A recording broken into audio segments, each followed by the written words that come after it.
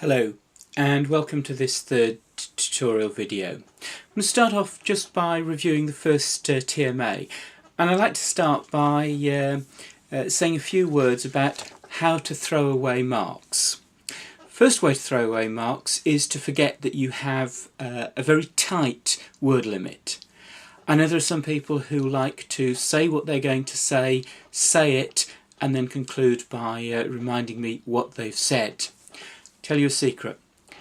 If you say something twice, you don't get double the marks. In fact, I can only credit you with marks for the one occasion in which you make the point. So choosing to tell me what you're going to say before saying it is not only doing something that will get you no marks for that, but actually uses up your valuable word limit. The second thing is to bring in lots of irrelevancies. If you look at the marking criteria, you'll see that irrelevancies come up in two marking bands only.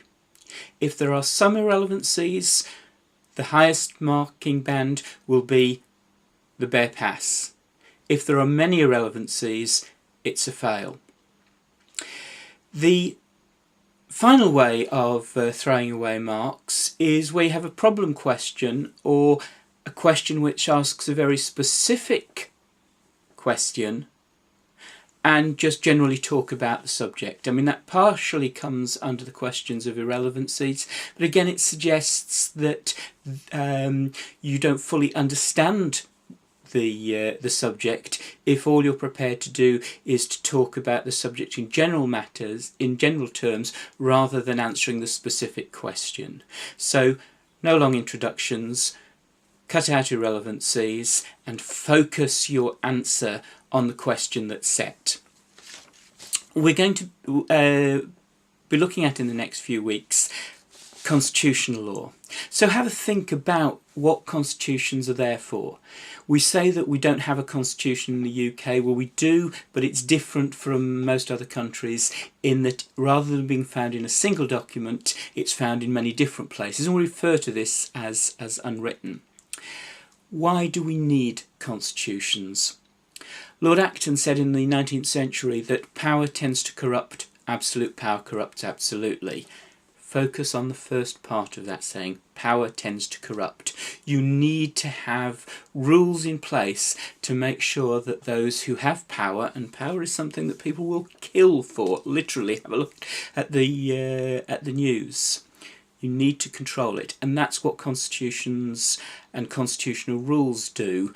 They put in constraints to try and make sure that power isn't abused.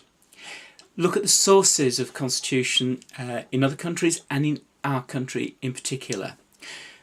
There are statutes, there's case law, but we rely a lot on conventions, and there's a very important definition of conventions, that they are not legally enforceable. You can't go to the courts, they won't enforce a convention, but the constitutional actors regard themselves as bound.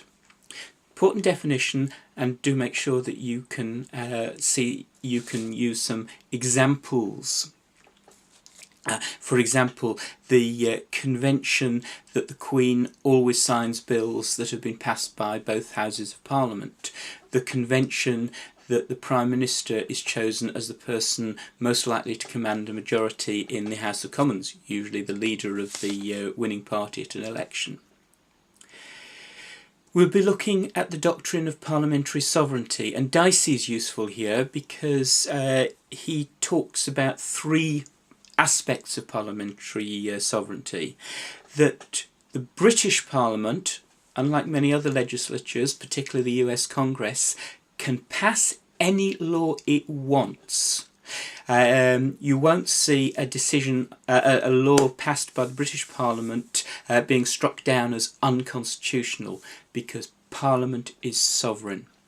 Second aspect of it is that a Parliament isn't constrained by previous parliaments.